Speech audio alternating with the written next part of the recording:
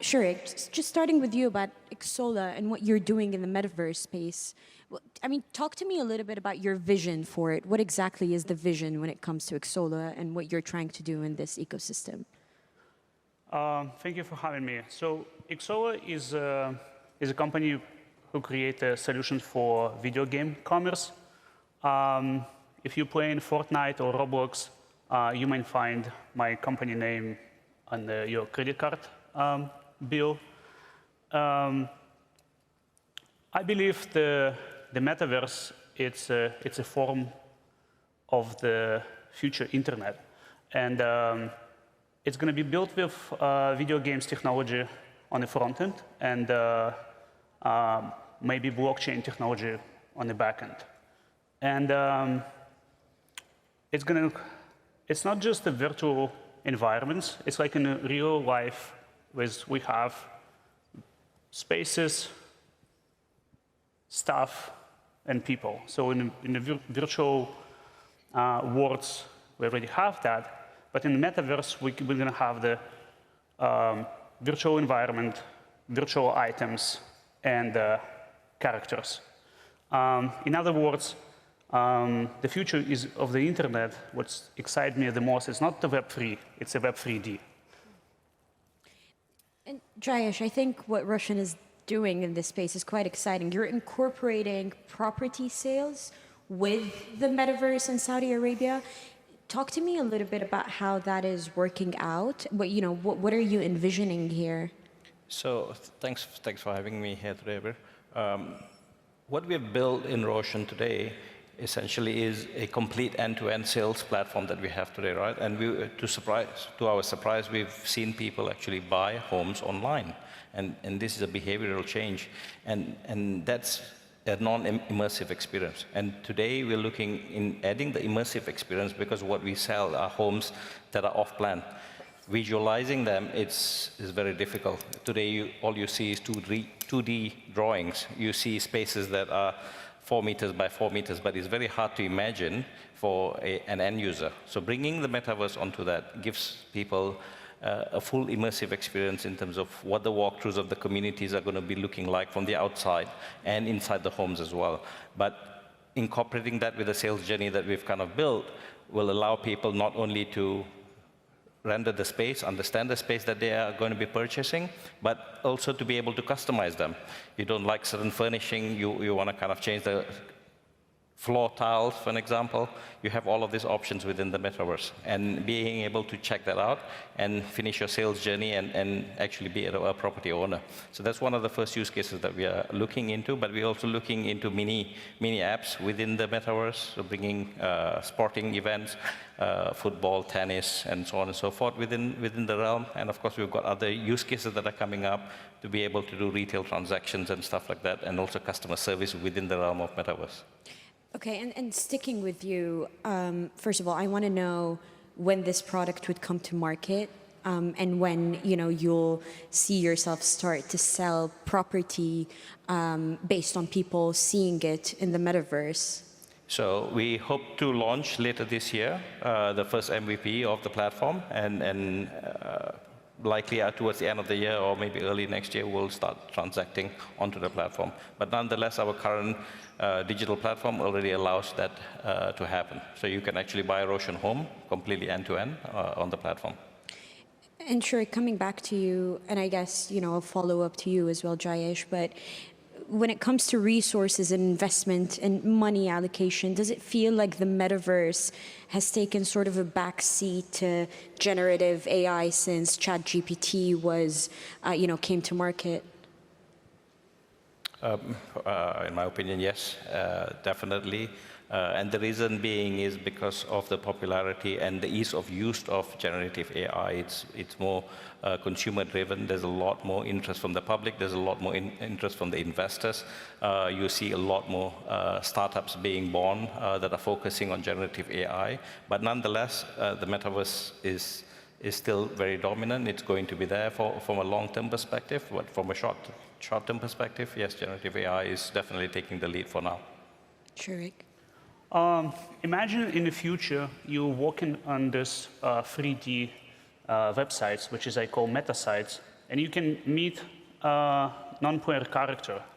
And because of the AI, those characters could be much more compelling when the, let's say, robot representative, what we today have over on the 800 number. So I believe in the future, brands going to have their brand representative, brand ambassadors in those virtual worlds, and AI is enabling that. And I believe that's going to be very compelling and deep connections, opportunity for the brands to connect with the audience. Okay, and before we get to our next question, I just want to bring the poll question to the audience now.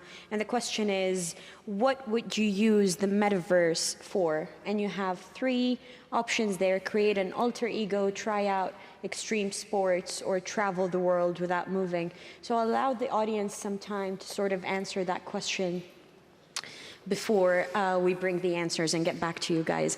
But moving on with this conversation, Shurick, sticking with you, about the widespread adoption of the metaverse. A lot of applications feel like meetings with avatars right now.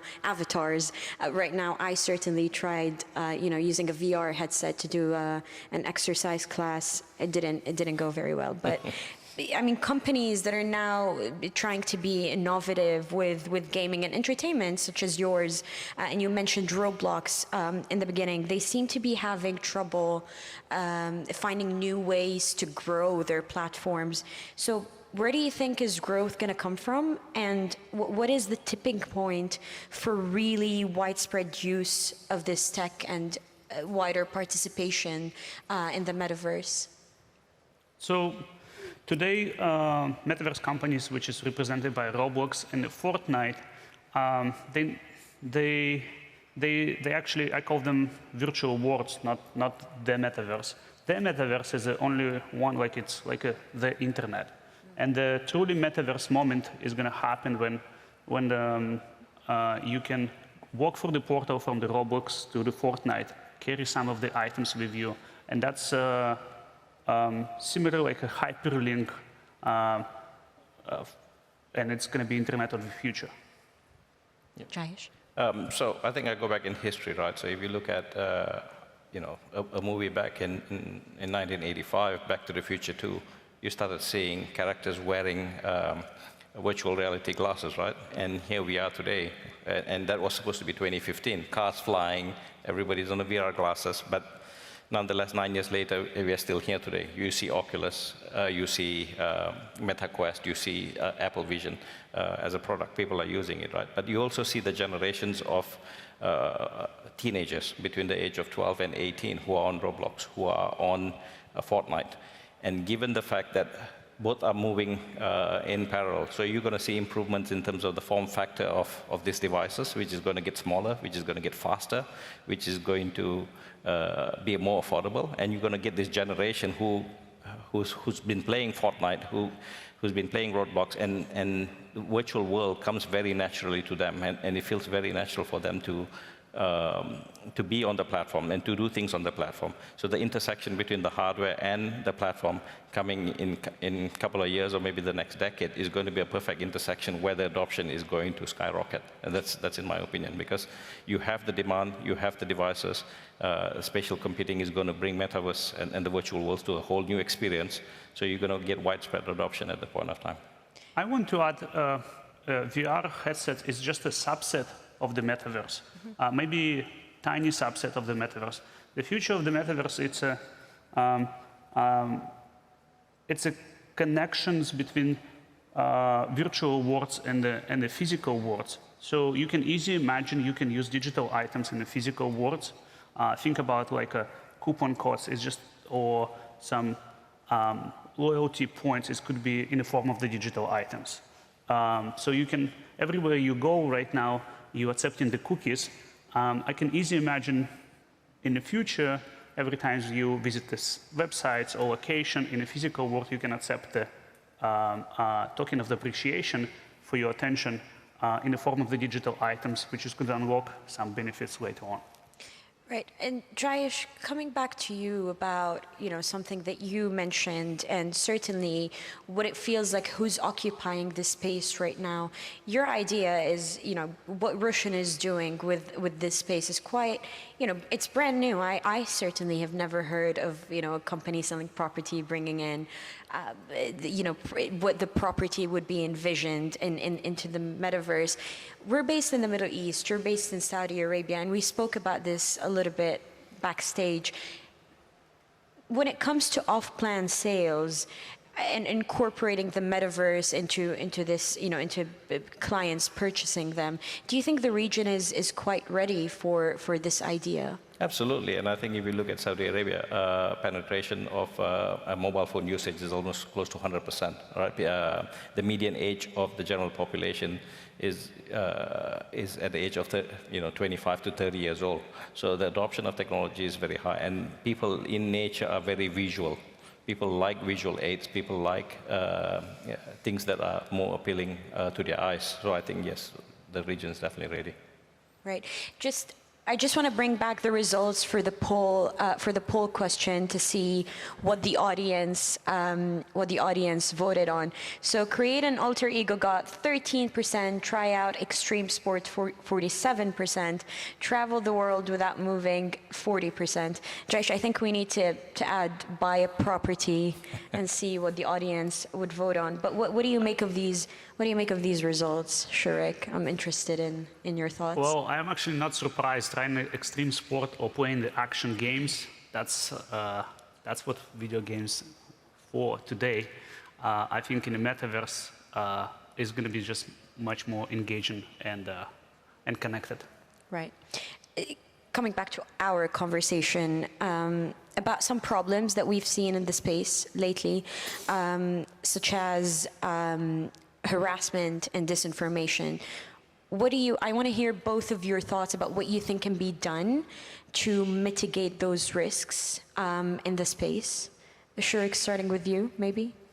I don't think the metaverse is radically different than the internet, and every regulations and rules what we currently have or we want to have in the internet is going to be applied for the metaverse. It's a moderation, parents control, and I think it's endless debate and about the rules and regulations. And would you consider putting protections in place to again decrease the risk of such risks? What would those protections look like? There's a complexity of the law, and when you have a multinational business, and metaverse, I hope is going to be multinational projects similar to the internet. So with laws which regulated today's internet activities and the rules of the platforms, and it's some of the people who are doing business on internet is complaining about laws and regulations and complexity of that. In the video games, what we learn is like, in addition to that, we also have the rules and terms and conditions of the platforms, on the mega platforms, which is updating very often, and it's not consistent from Europe and the US. And Apple rules is changing like, I think twice a week now, and we monitoring that, and it's very important for the businesses and very critical for the businesses to do that. Right. And Jayesh, when you started this idea in your company, did you look at those risks? Were there sort of, was there a strategy to sort of mitigate those risks from being applicable to your platform? I think because our systems, the ideology behind what we want to build is slightly more closed. It's more ring fence, so there's slightly more better control in terms of who's on the platform or what they can do. Right. So we don't have widespread bigger problems like what would you face on a general metaverse on the net. So I think that's slightly of an advantage to us that we can control in terms of what we do on a platform perspective. And because because we're introducing a very different concept. But the idea behind that is to really ignite and accelerate the sales on the platform, right? Rather than being the social element of it, which will be probably slightly later once we bring the social element to that, and then that's probably we may need to learn from the industry in terms of what are the best practices to be applied before we enable those features. Right. One of the things we're finding with the heavy new technologies such as the one we're talking about right now, like generative AI as well, and crypto, is the impact they're expected to have on energy use. Is this something that you're considering? Is this something you're looking at? Is this something you're actively trying to tackle? Jayesh, maybe starting with you. Yeah, so for me, from a consumer end perspective, right, we work with the big technology providers out there. We work with the large hyperscalers out there who have the same agenda of providing green computing and providing energy efficient computing to customers like us, right? So working with the likes of Amazon, Google, and Microsoft as well. Who have their focus on providing really energy efficient. And of course, we look into hosting slightly closer to the region, so ensure that we can host it as close as within the country. And last but not least is also to ensure that the way we host our computing facilities are also based on schedule, based on containerization, where we can really eliminate waste on the cloud as well. So. Yeah, Shurick. I think all the technologies enabling the metaverse is already here. The scale and distribution of it, it's a critical for the metaverse success. The 5G technologies and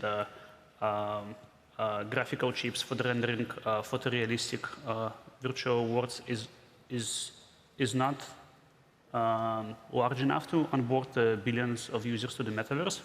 But all the technology is here. The biggest challenge is going to be connectivity between the businesses and come up with the standards. How two businesses going to work together to become this new internet standards and carrying the items from one virtual world to another virtual world and many others challenges.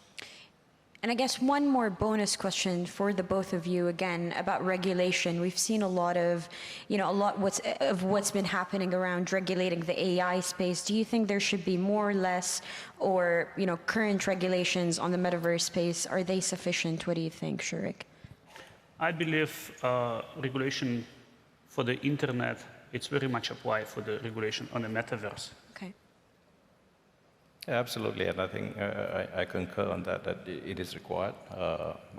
We need to have proper regulations because you're looking at a generation that's going to come onto the platform, and you're going to have the same dilemma that you have today with the social networks. You're going to have problems in the metaverse as well. So.